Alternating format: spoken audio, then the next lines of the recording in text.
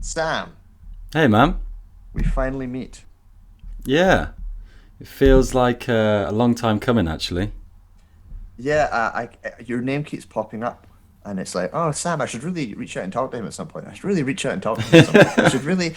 I should really. I'll get there. I'll think about it. I promise. Yeah, yeah. Same for you, man. Same for you. I've heard your name for years. I've been training. I went up training in like Inverness, and did I train a little bit in Edinburgh as well, maybe? So I know a few guys there, but yeah, I just the Hedge, the title has just popped up all around, like So yeah, it's good, man. It's good. I feel like we've got a similar setup here because I can see your setup there. Similar sort of headphones. This is good. Yes. Yeah, man. How was it on swapping shoes? Did you enjoy it?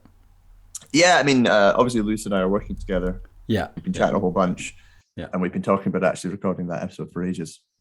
Yeah. But no, he asks really interesting questions, and he asks them in a really interesting manner. Mhm. Mhm. I also just want to just pull so much out of him Yeah. because he's a really fascinating person. He's got such an amazing story to tell about the places he goes and what he does, and I just kind of want to spend as much time with him as possible and get his thoughts on things. And I kept wanting to turn around and say, "Well, what do you think?" Yeah. Yeah. Yeah. Mhm.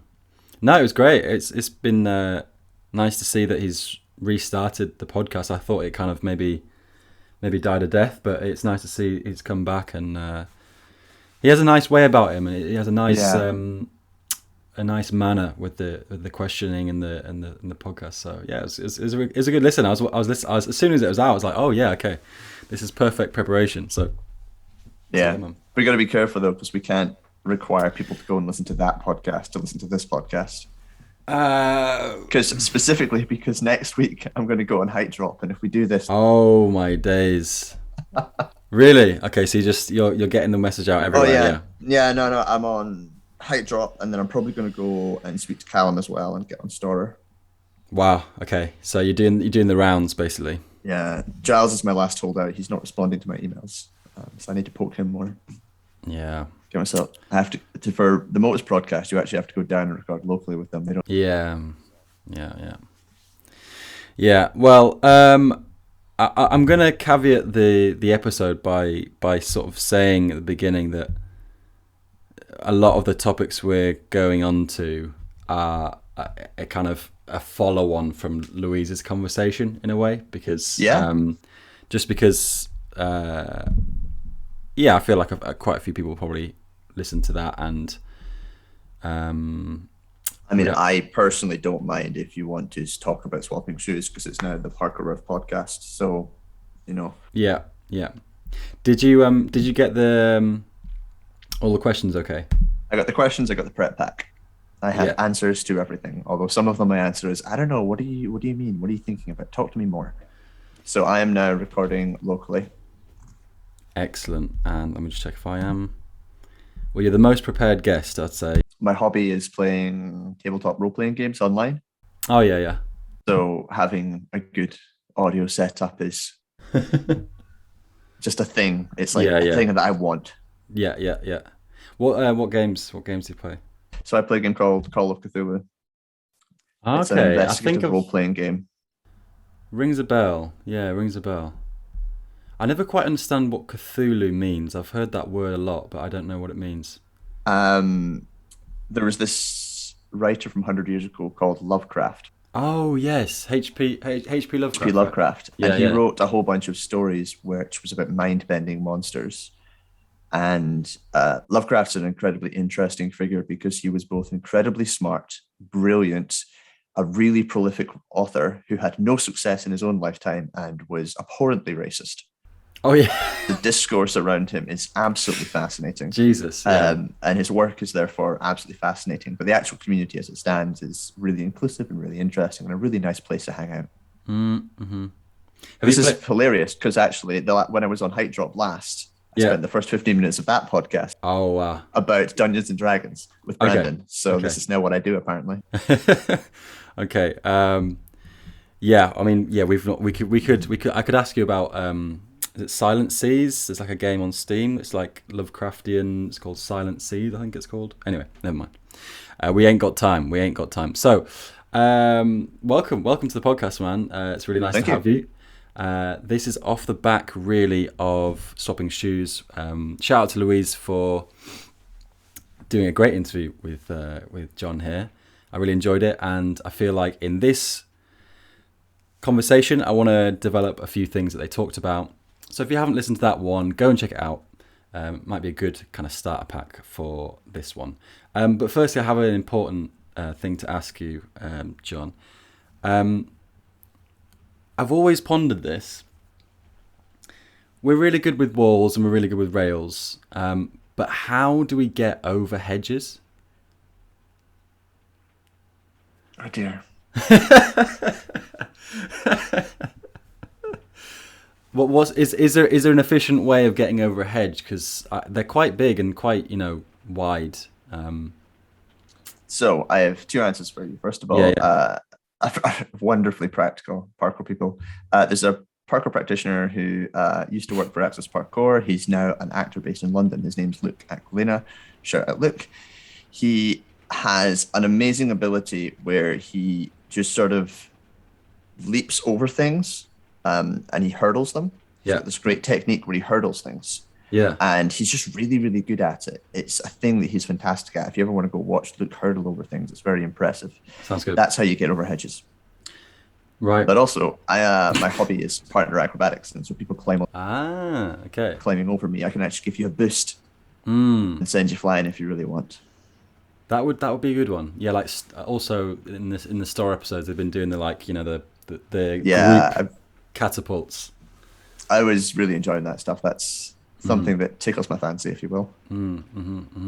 Because I've always imagined, I don't know why, in these like kind of when you're in the passenger seat of a car and you're kind of fantasizing about like the running man next to you, and I always think about like having some big wooden board and just running at a hedge and then like kind of rolling over using the surface area of like a wooden board to just hit the hedge.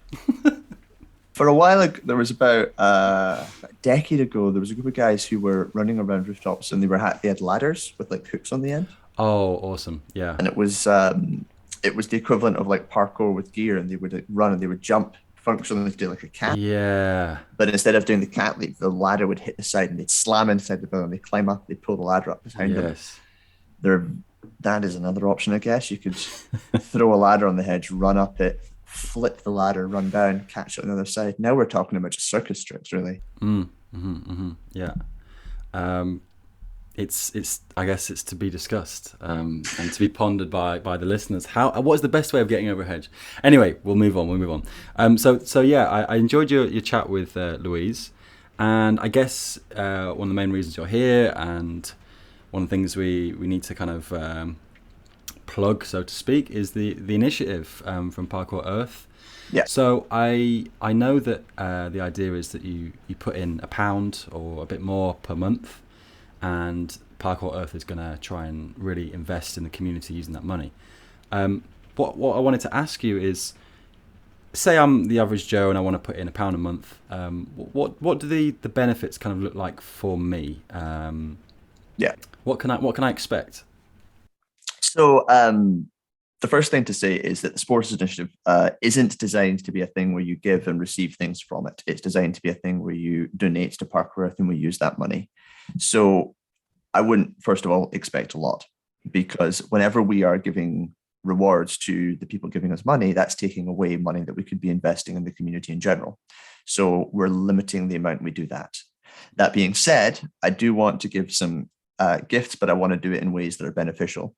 So I think what we're going to do over the medium term, so within 6 months, I will hopefully have implemented a system where once you've given a certain amount of money, you hit certain rewards. So once you've given 50, 60 pounds, then one way in which we spend your money is we'll connect to some of the Parkour clothing manufacturers and we'll send you a Parkour Earth t-shirt. What I really like about that solution is people receive stuff from Parkour Earth because they've been a member of the Patreon, but we're still giving to the parkour community because the Supporters Initiative, it's designed basically to invest in the community. So anytime that we are spending money on parkour brands or parkour photographers, parkour creators, parkour innovators. It's a positive thing. So that's what we want to implement over the medium term. As actual rewards, the only thing you gain access to is one extra supporters channel on our Discord. So a lot of the Parkour Earth talk and chatter and the way we keep people up to date with what's going on is a Discord server. Mm-hmm. And so far, I will be completely honest with you, the supporters have used this to post GIFs, lots and lots of GIFs. They just spam me with GIFs. Is that a problem? No, but it's this wonderful it's one of these wonderful things where what is the difference between Parkour Earth and a lot of other international orgs is that it feels very real and it feels very parkour because you know what's behind the supporters initiative? Parkour people. And what are they? Silly, childish, wonderful, amazing people. Yeah. And it makes me very happy when we create these spaces and we do these very formal professional things, but the underlying space of it is still something beautifully parkour. Yeah, I get that. And do you think Discord is? How is it? I've not joined yet, but how is it going? And do you think it's a modern remake of the old forums? Is it working? Is it doing? Is it good for us? It's a growing platform. It's definitely had its ups and downs. I'm thinking about it as a place where chatter can happen. I think the Discord will always be a place where there's spikes. So something happens, everyone is suddenly chattering about it. They want information. They'll go to Discord and they'll talk about it. But then it sort of lulls and it's just a place where announcements get made, things happen. Yeah. It's definitely not being universally embraced. And I think that places like Instagram are always going to have their value.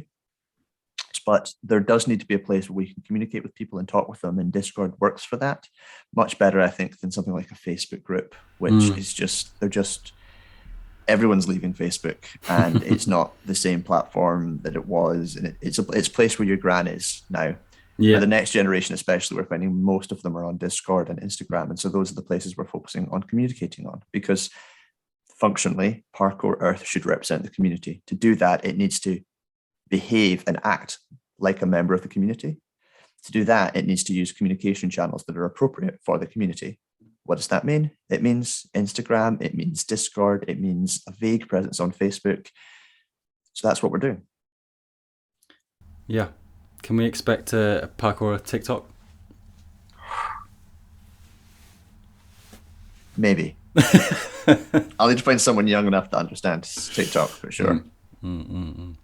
Yeah, I mean, I kind of say it half joking because it's just amazing how these different social platforms are just arising and amassing. And I guess our home for parkour is Instagram now, I could probably safely say.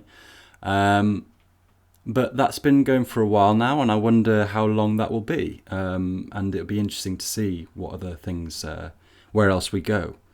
Now, something you mentioned on something that stuck out to me in your talk with Louise is about this idea that parkour people, they love starting things. They're not brilliant at finishing them or staying consistent with them. I totally get this because I've started loads of different projects and been like, this is it, and then different things happen and it breaks down or you lose interest or. And so really, to be completely blunt and not knowing a lot about Parkour Earth and where it's going, what is stopping Parkour Earth from suffering a similar fate? Yeah. It's a very good question. I think that the reason that creative endeavors often peter out is that they are beautiful, wonderful ideas, but they at some point hit a point where the inspiration dies off and the graft begins. So when I think there were about 20 podcasts started during lockdown because people didn't really know what they were going to be doing. And most of them are now gone. And that's fine. Some of them lasted. Well done, Sam. This is fantastic. Thank you. I also know that one of the reasons that these things happen is because there's outside people investing in them, whether that means time, whether that means money, it means something. Parkour Earth isn't going anywhere because it is backed by a number of national governing bodies, all of which are investing into it. It's got a team who are invested in making it happen. And it is growing and it's developing and it is sustainable, even if it doesn't have an awful lot of money behind it yet. So the structure is there. And because the structure is supported by some of the big hitting national governing bodies, I mean, USPK, Parkour UK, Parkour Finland, Parkour New Zealand, the Australian Parkour Association, Czech Parkour, Parkour Poland, Parkour South Africa, I'm missing some. All of these people are investing into it. It's stable and it's safe. And so when we do put things into it, they can be looked after. So it can build resources and it can build assets. But even that, you sort of ask, well, how do you maintain things? I think a lot of these projects just need a little bit of investment to maintain. A really good example is the idea of a parkour events calendar. This is something that I want to make and maintain. And I know personally there has been at least a dozen attempts to create a parkour events calendar. They've often been Google Docs shared by people and added to, and they've been really, really useful, but they haven't been maintained over the medium or long term because no one has done the maintenance. The creation, labor of love, beautiful, 80% of the work's been done. Parkour Earth can then take that and just spend a little bit of money, put it on the website just to keep it running. And then this creative endeavor that someone has created stays useful for longer. And I think that little bit is all it needs to do. But to do that, it does need money, which is why people should go to parkour.earth/support-PKE or go directly to patreon.com/parkourearth and give us £1 a month so we can maintain and create great resources. Yeah. Okay. And in terms of the ambassador side, so Louise is an ambassador, right? He's the ambassador lead, so he's in charge of the ambassador lead program. Yeah, sorry. So imagine I want to become an ambassador for Parkour Earth. Again, a similar question to the first one. What's in it for me? Why should I want to? Is it an application process? Is it just reaching out? Or tell me about it. So there is the exact way we're doing it is varying. There is, I think, still a form somewhere on the website that you can fill in, but I think I took it off at Louise's request because he wants to change the application process to an email. The Parkour ambassador role is intended to be a way for the community to communicate with Parkour Earth directly. One of the things we realized is while there are large national bodies engaged with Parkour Earth and they talk with us, not everyone feels represented by their NGB or wants to be represented by their NGB, and they also deserve a way to be represented. And the ambassadors are sort of a solution to that because a lot of parkour happens on Instagram where people follow and discuss what's going on with these influential names in the community. If we can bring them on board, that's more authentically parkour. So what do they get out of it? It's a good question. They, similarly to the supporters initiative, don't get anything immediately. They just get to say, well, I'm part of Parkour Earth. I'm part of a growing conversation. They gain a certain level of influence because we're listening to them. They're telling us what they want to create. An example is Tom Zhang's one of our ambassadors. He's from California. He's a parkour practitioner. He's a really good marketer. He's given us a lot of advice and a lot of ideas about how we communicate, what we do. He gets to input his vision of how things should be and how he wants to improve things. And we listen to him and we act on what he says. And then he goes out and talks about parkour with people. That's what we want the ambassadors to be. We want them to be connections. But of course, as Parkour Earth grows, as it gains a bigger budget, as it develops things, the sort of thing you can expect from the ambassadors is some level of merchandise and Parkour Earth t-shirts and the ability to print flyers and do all those things associated with a role like this. So there will be support coming in as and when we have the budget to do these things. And also, hopefully, a level of travel associated with it. So another thing we want the ambassadors to do is to go to events. And when we do have the budget for that, it's one of the things we'll be spending money on. Like, the International Parkour Gathering in Denmark is in 2 months. Wouldn't it be great if we had a parkour? To be honest, we're going to have 5 Parkour Earth representatives there. But wouldn't it be great if we sent one of our ambassadors to represent Parkour Earth? That's a thing we want to pay for because we want people to be able to tell the ambassadors their experience of parkour so that our actions at Parkour Earth can represent authentic parkour. Okay. And I think on a wider note, I'm getting that a real incentive for parkourists, parkour people, is travel. I'm going to shout him out again because I think it was a really nice initiative. When was it? I think it was maybe last year. A guy called Hugo Knowles, a friend of mine from Leeds, No, and Hugo. yeah, there was a jam going on in Leeds, and so Hugo managed to secure X amount of National Express bus tickets. Basically, Cool. it's basically saying, "Look, guys, we're having a jam in Leeds. If you want to come and you're short on cash, then I've secured some.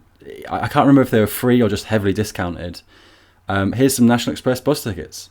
And I just thought, yes, like we all love traveling. All of us love to, we absolutely rinse our own cities. We love our own spots, but also we're always going to travel.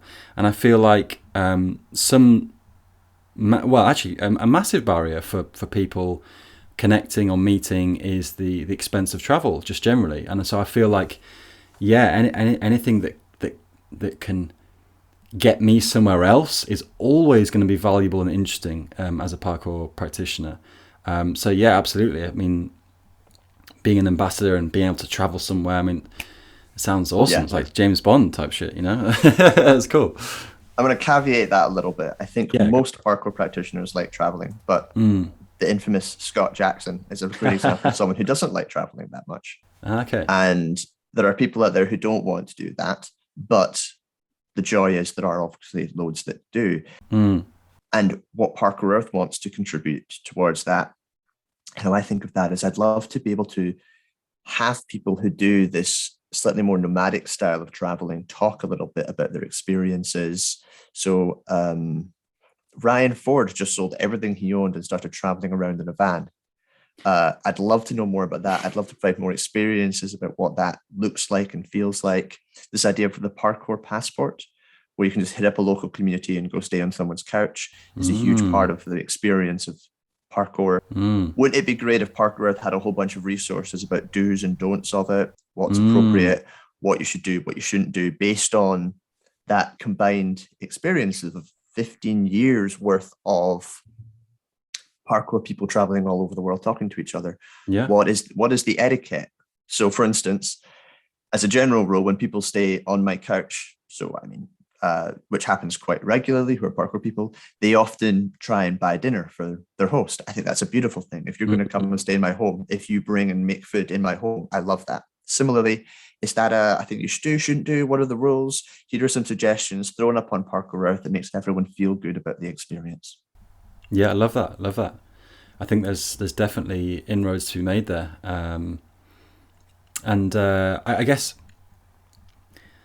I wanted to ask as well about the photography aspect. I think that I've sort of joked with Adam Dorr, a friend of mine, that when all the parkour people are, in their 50s, we'll all be, with all our gear, everyone's got cameras and stuff, we'll all go train spotting. We'll just become train spotters, You'll just see us at all these stations and just become train spotters. Yeah. But yeah, there's a lot of gear in parkour, hell of a lot of gear. And I was interested in the photography aspect, which seems to be one of the first stages of giving back. So can you explain why you chose photography first, please? Sure. So to backtrack a little bit, because I think it's important to understand, I think parkour people generally are very practical people.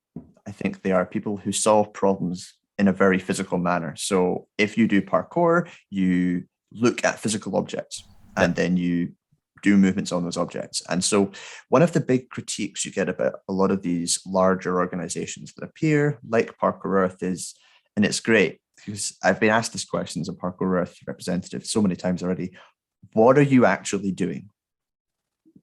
Because I'm writing documents that will go on to then influence decision-making processes, and I'm trying to make sure that those documents provide proper equity for the community is not an answer that anyone wants to hear. Instead, they want to hear what practical things you're doing so that they can connect with.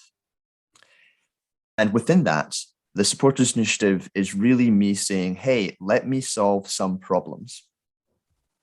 So in a nutshell, I'm saying, if you give me budget, I'm going to identify things that can be solved with a little bit of money and begin solving them. And the first problem that's very, very clear to me is that the way that we treat photography in parkour could be more professional in a really positive manner.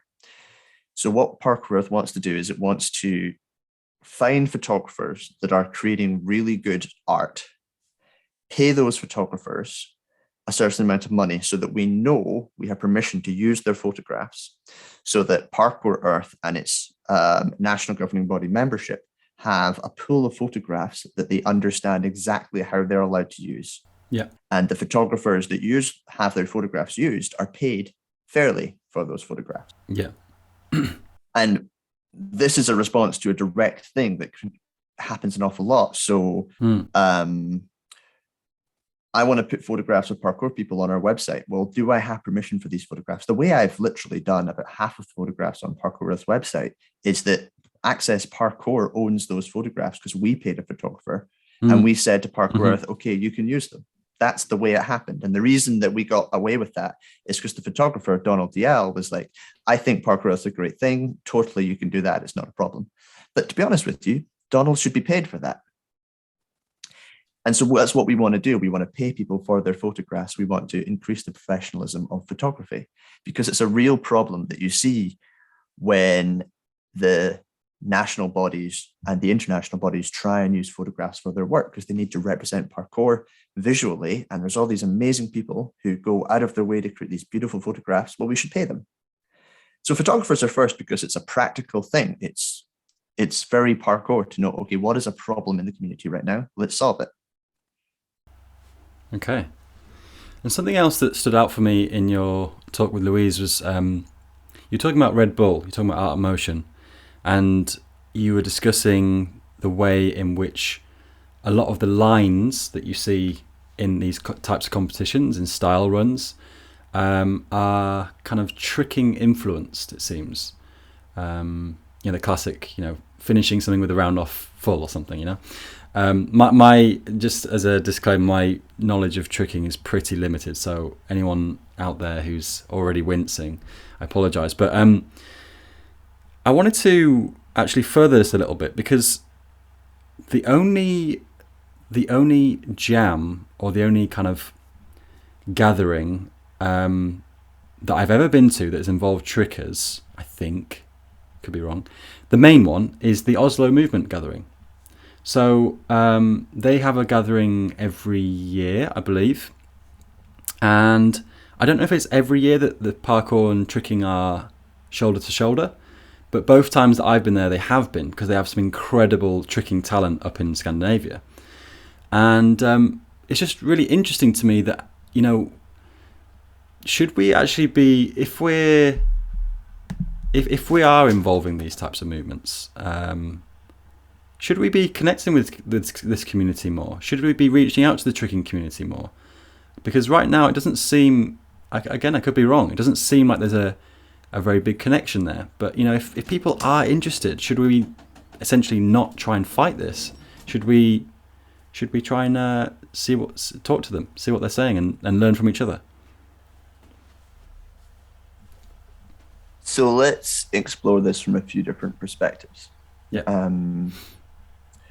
First things first, the conversation effectively said, well, Red Bull Art of Motion doesn't advertise itself as a parkour event. Therefore, if people from other disciplines, and the thing about other disciplines is basically they come with their own histories and places they come from, should feel welcome in those spaces if they can meet the judging criteria. Tricking has a very different history from parkour, different value set, but it creates movements that are quite wonderful. In some ways, I think that is reflective of the difference between parkour and gymnastics as well. They come from different historical places. They have different traditions and ideas behind them, and that's why it's inappropriate for gymnastics to try and claim it owns parkour. It's a different thing. Within a competitive network, I see no reason why people from a tricking background shouldn't come and engage in competitions. I think that's a really healthy and appropriate thing to do. I also think parkour people should not feel even remotely worried about cross-disciplinary pollination. Yeah. So there are people from a gymnastics background in parkour. There are people from a martial arts background in parkour. There are people that are from a tricking background in parkour. There are people from a trampolining background in parkour. They should all feel welcome in our sport, and they should feel absolutely comfortable going out and finding other things and bringing them back. I think that is very much good for parkour. What I think we should caveat that with is that doesn't mean that they are parkour. In the same way that it's inappropriate for gymnastics to try and claim parkour, I think parkour similarly shouldn't try and just grab tricking as if it was ours. That would be very inappropriate. So I kind of have a mixed feeling there. I am not someone that you should ask for complicated opinions about competition, because my opinion on competition is effectively, I don't really want it or have any interest in it. So go find people with more interest in having those nuanced discussions. Yeah. But with regards to cross-pollination of disciplines, I'm a big fan. So I'm heavily involved in a variety of circus disciplines. I have a martial arts background, and I think all of those things benefit my parkour practice hugely. But that's not to say that I would ever try and claim that they were anything other than what they are. Sure. Yeah, and I guess it interests me because you aren't alone. There's plenty of parkourists who have dabbled in other things, in martial arts, in whatever. I mean, I think famously, Ilabaka was really into capoeira, I think, at one point. Again, don't quote me on that, but just these things. And it's just interesting that parkour loves to be very tight-knit, and for good reason. We love the camaraderie and the warmth of a small community, but also I think that it limits us a little bit in why are we not reaching out to capoeira groups? Why are we not reaching out to break dancers? Why are we not reaching out to... just to hit you with something really controversial here. Oh, please do. I think there is a portion of the parkour community that is incredibly tight-knit. I think that part of the parkour community regularly mistakes itself for the parkour community when it is a subset of the parkour community. And people like me who are much more connected with the variety of different communities all over the place look at you all in the little bubble and go, yes, you're part of the parkour community. You're really, really important, but there's more of us out there. And so when we talk about parkour being really, really tight-knit, don't mistake that group of people who are very, very close, who go to IMAX all of the time and think it's the best spot ever, as being the entire parkour community. So I guess what I'd like to go on to next is this idea of visibility. It might be, well, a more general societal problem, but it kind of touched on what you were just talking about there with who the community thinks it is. And so in terms of visibility, it's something that I've struggled with for years in different ways, is this idea of filming versus not filming. So you have people that film nearly every day, they post clips every day, they're very good at what they're doing, and so they're very visible. People know who they are, people like Travis, Stora, Motus, Dom. I don't really know what my position is, but basically I'm asking, what do you think? Is there a pressure to be visible in parkour? And if there is, how do we keep everyone involved if you don't, if you're not into filming? How do you stay part of the conversation and part of the community? Tell me. It's a very good question. I really like it as a question because it touches on so many aspects of what parkour is and what it isn't. Because let's be clear, a big part of parkour culture is filming and creating videos and posting them online. And if you are doing that as part of the parkour community, you are doing something very, very parkour, and don't let anyone ever tell you differently. But we do need to acknowledge that there's two kinds of community going on here. There is the local community, the people you go out and train with in person. and the experiences you get training in person, your friends, your community, your training buddies, whatever you want to call it.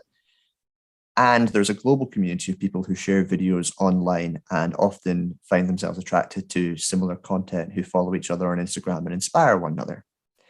And that's very important too. Now, I like to think I'm a fairly good mover. I can do some pretty cool stuff. And I've been doing parkour for a long time, so it's kind of fun. I still really enjoy moving. But you'll notice that while I have a very slight Instagram um, presence, it's not huge, because it's not something that's particularly valuable to me, because there's no real need for me to post regularly, other than that I quite enjoy it occasionally. And my friends quite like it when I post things and I talk to them about it. So it's really pleasant for me. And I don't want to do anything more than just have a pleasant time on Instagram. So it's excellent. It's fantastic. But there are other people for whom it's part of a developing livelihood, because one way in which you can become really big online and you can get sponsored is to have a very large internet presence for then people to pay you to advertise things. So those people need to create and generate and hustle, if you will, to create these big online presences. And that's an option. What I think about visibility is that it's very important not to mistake visibility online with importance in the overall community. Because a really good example of one I love bringing out in this part is, do you want to name the country with the largest parkour community in the world? Have a shot.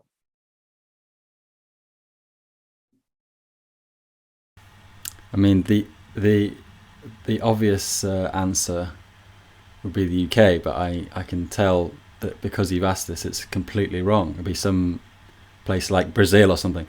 It's almost certainly Finland. Finland. Finland has a huge parkour community. It has gyms in every major city. It has huge gatherings. Something like 2% of the population engage in parkour regularly. It's insane. Finland has a huge parkour community, but you would never have thought about that because they don't generate a lot of things. But I have been to Finland multiple times. I know the Finnish parkour community really well. They do amazing work. They're huge supporters of Parkour Earth. One of the reasons why Parkour Earth is doing so well is because of big organized communities like Finland, Finland's probably, it's better funded than Parkour UK, which is now pretty well funded. And it's probably bigger than USPK, which is a country of 350 million people. And it's just this little country of 6 million people. It's amazing. Wow. And what they do and what they create is amazing. They've got some amazing photographers. They're doing great work. I cannot speak to you more highly of the Finnish parkour community. And if you want to go and watch and find Finnish parkour practitioners, you should. They're amazing. There's the Bounce Back Boys and the Overshoot Oldies. And those are the two organizations, groups on Instagram that I'm going to highly recommend at this point. But the point is that visibility online is not the same as actual presence in doing things on the ground. And so Parkour Earth, one of the things it thinks about this is about grassroots.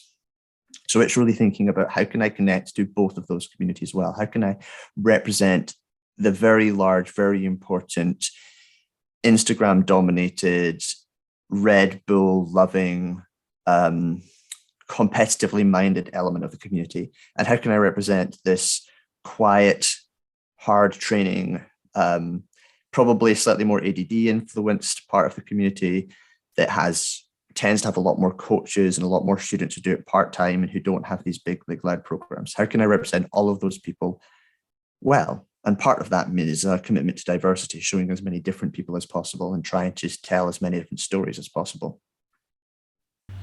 Yeah, shout out to Finland. I went to Helsinki in 2017. Cool. And it was one of those where we kind of thought, let's go somewhere completely different, because it's not very well visited generally. Sorry, relatively. No, it's very cold up there as well. Yeah. We had a great trip, fantastic trip. Went to Helsinki, we met a few guys there. We went to some of the islands and we trained around, and it was good fun. Some Yeah, there's some dedicated people there for sure. Shout out! I'll give him some flowers. Tobias Elg, Underground Beast. He's so good. He really impressed me when I was there. I think he was maybe like 18 at the time, but he has a very Max Henry style, and he impressed me. So shout out to Tobias, man, if you're listening.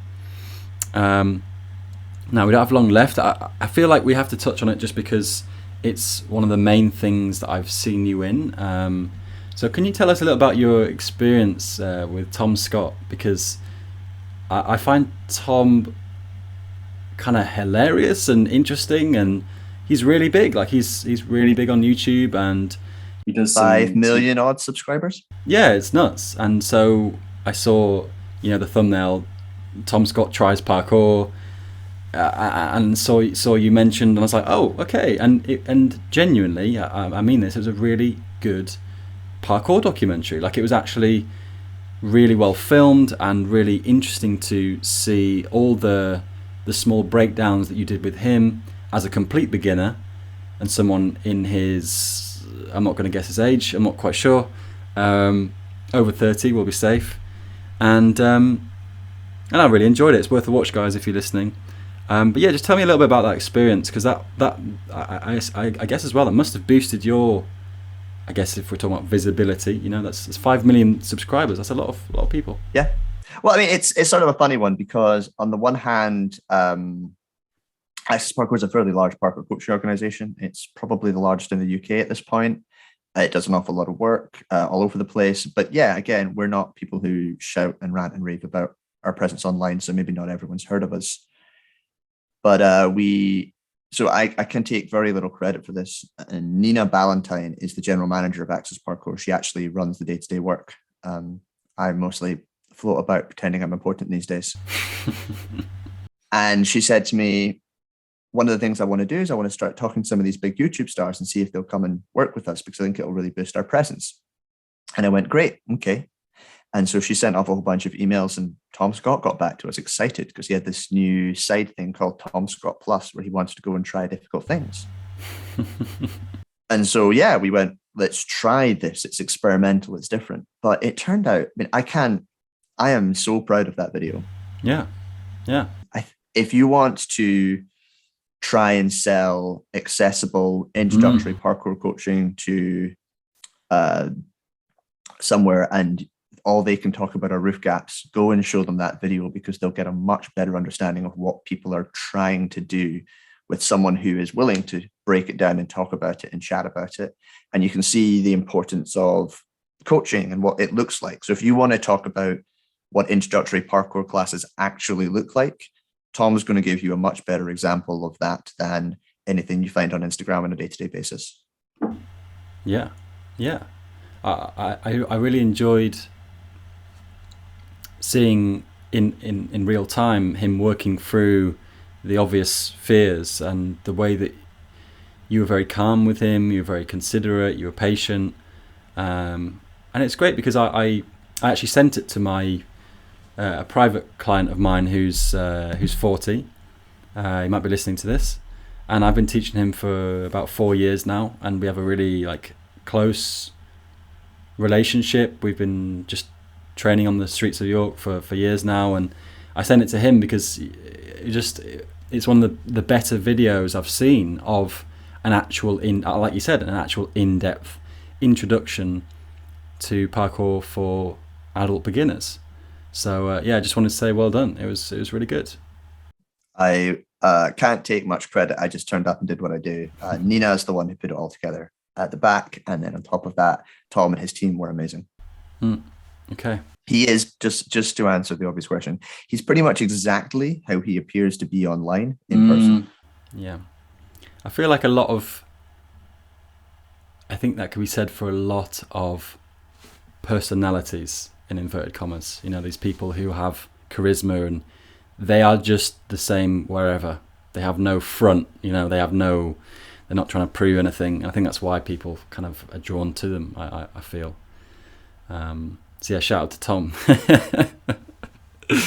But I love this. It seems to be a thing on this on this podcast. Shout out to. I quite liked it. I picked it up from Mr. Timms. Oh yeah, nice. He kept Shout saying shout out to, shout out to. So shout out to Yeah, Dan yeah. Timms for saying Well, shout out. well, the thing is, when I release this, generally we do talk about a lot of different people, and my aim is to kind of hope that those people tune in. So when I put it on Instagram, I just stack a load of tags, and Yeah, I've just seen. so. I want to be particular in that I've not said anything nice about Dan Timms because he's listening right now, and I Okay, want him to know I've not said anything nice about him. I've just mentioned him. okay. Love you, Dan.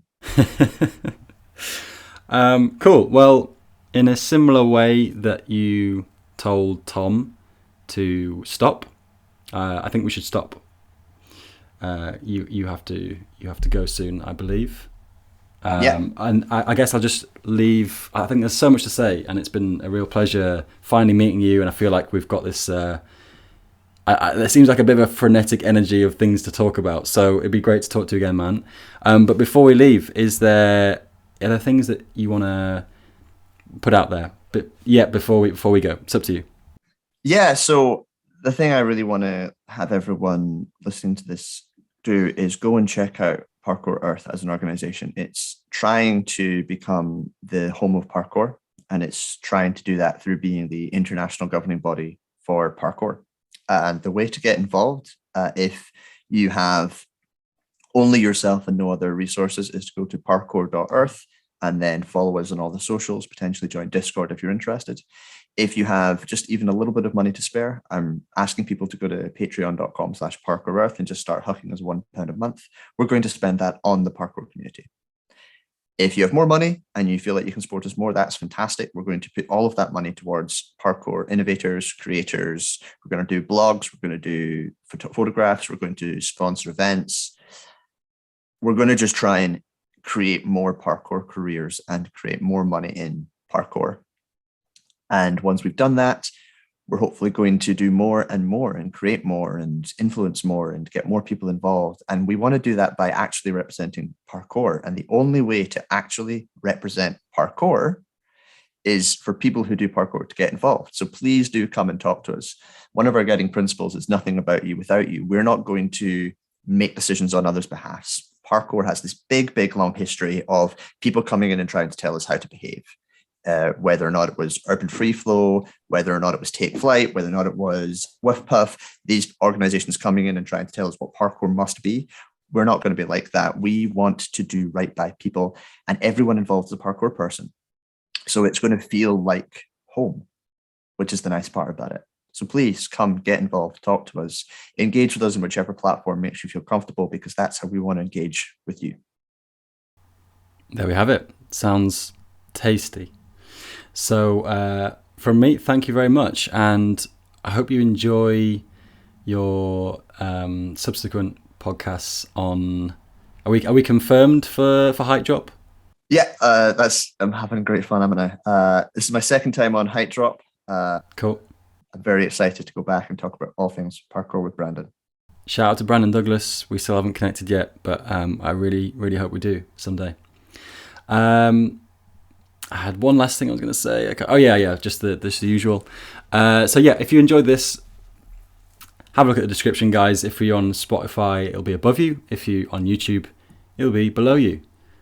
And give us a follow. Oh, you can rate now on Spotify. I've not had any ratings yet. Give us a rating. That'd be really nice if you enjoyed this one. And yeah, all the links for Hedge, for Parkour Earth, for Access Parkour will all be in those descriptions. So from me, thank you very much.